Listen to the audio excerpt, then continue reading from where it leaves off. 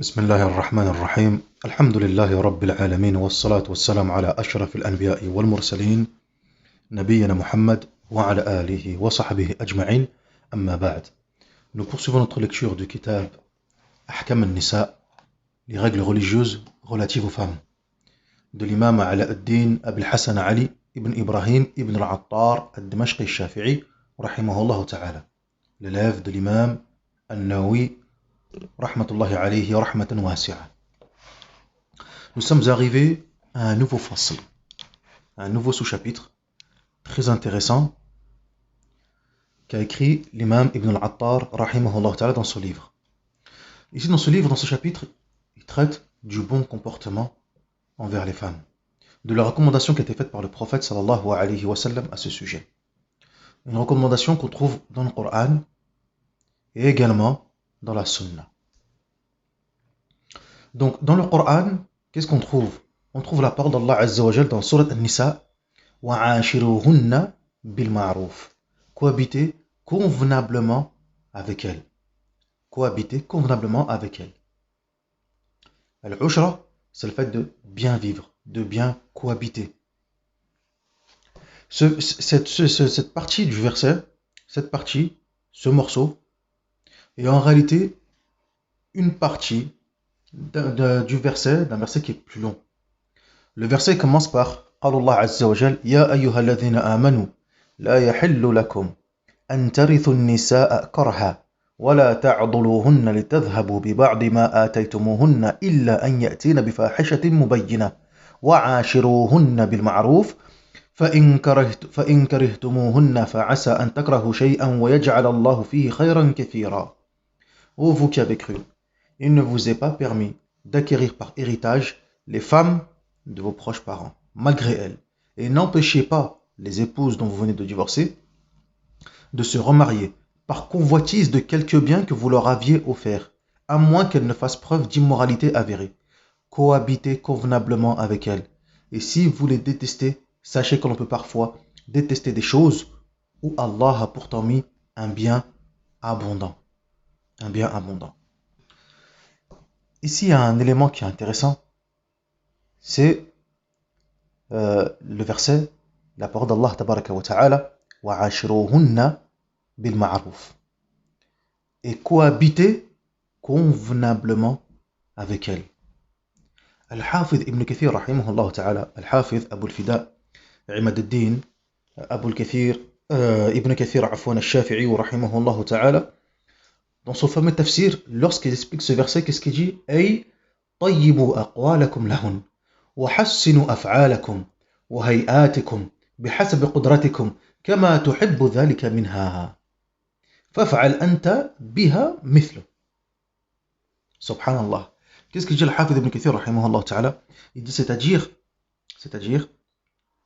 proférer de bonnes paroles, parler bien avec elles, ayez un bon comportement avec elles, ayez de bonnes attitudes envers elles, et cela selon vos capacités, tout comme كما تحب ذلك منها, tout comme toi tu apprécierais cela d'elle.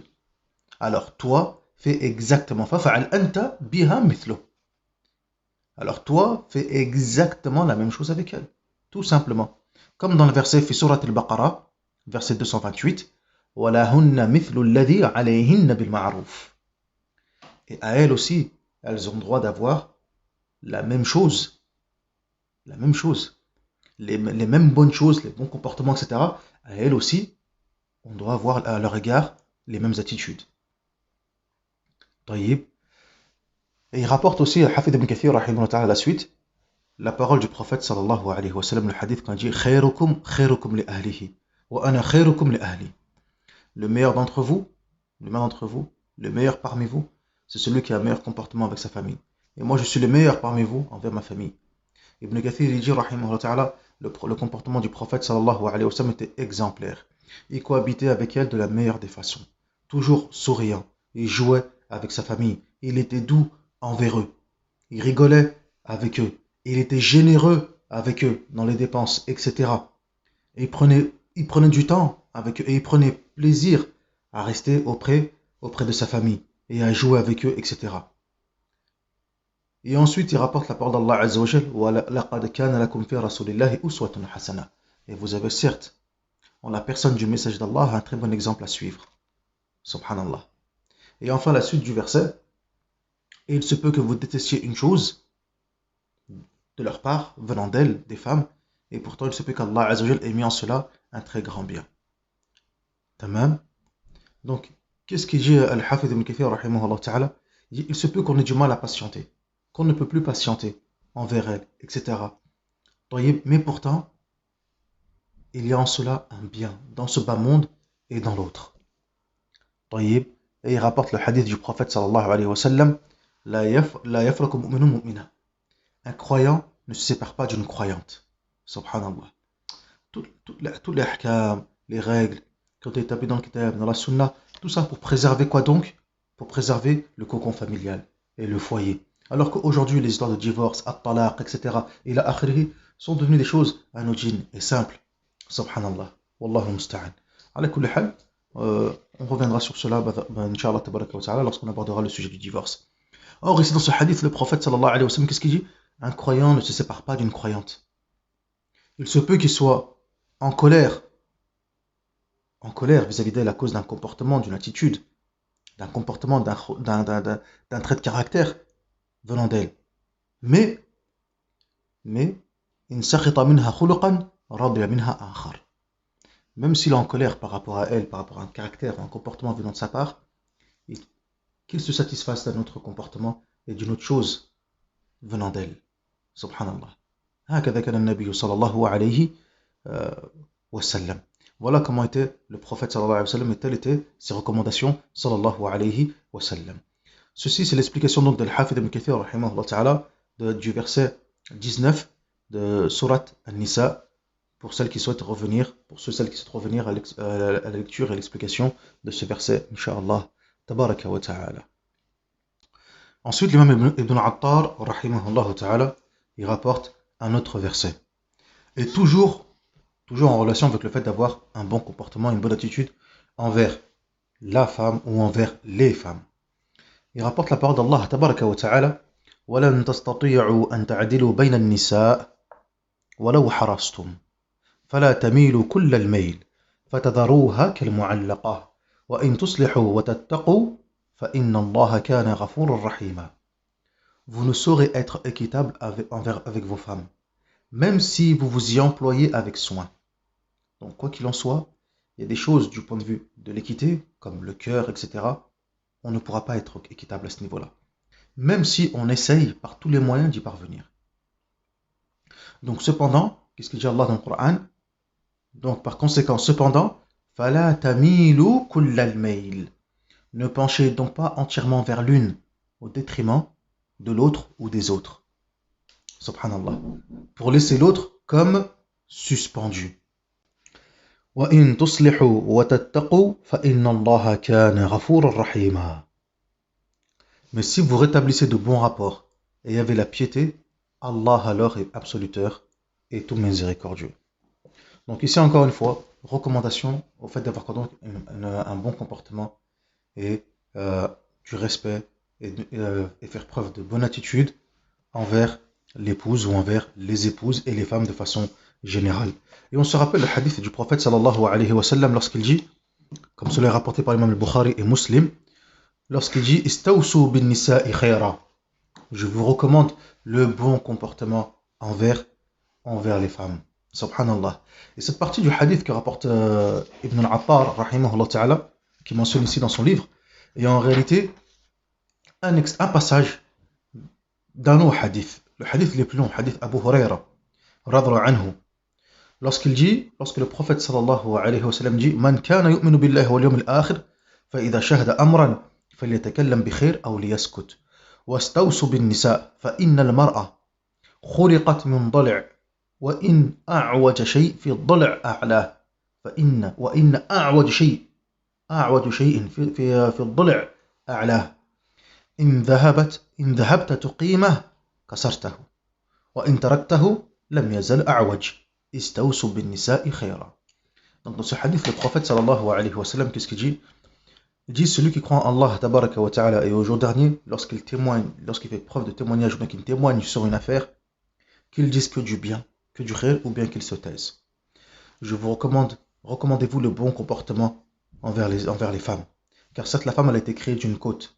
Et certes, la partie la plus bancale ou la plus tordue de la côte, c'est le haut.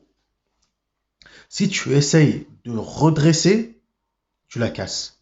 Si tu la laisses comme elle restera tordue.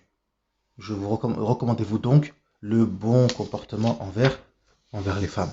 Subhanallah. Ici dans ce hadith, le prophète sallallahu alayhi wa sallam nous explique que naturellement, il y a sans doute des défauts.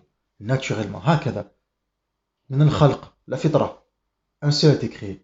طيب. Donc faut faire preuve de quoi donc? De pédagogie, de bonne méthodologie.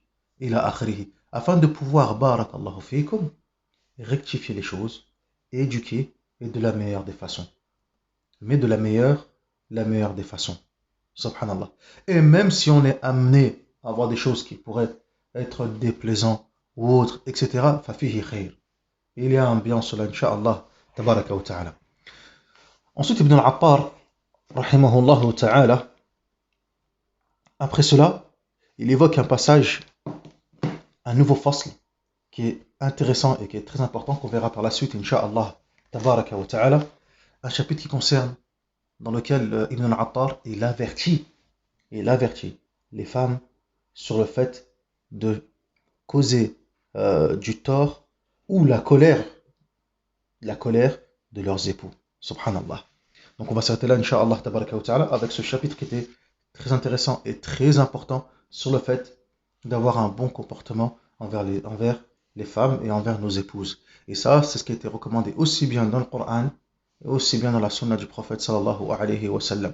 Des livres entiers, des ouvrages entiers ont été écrits, ne serait-ce que sur ce passage-là.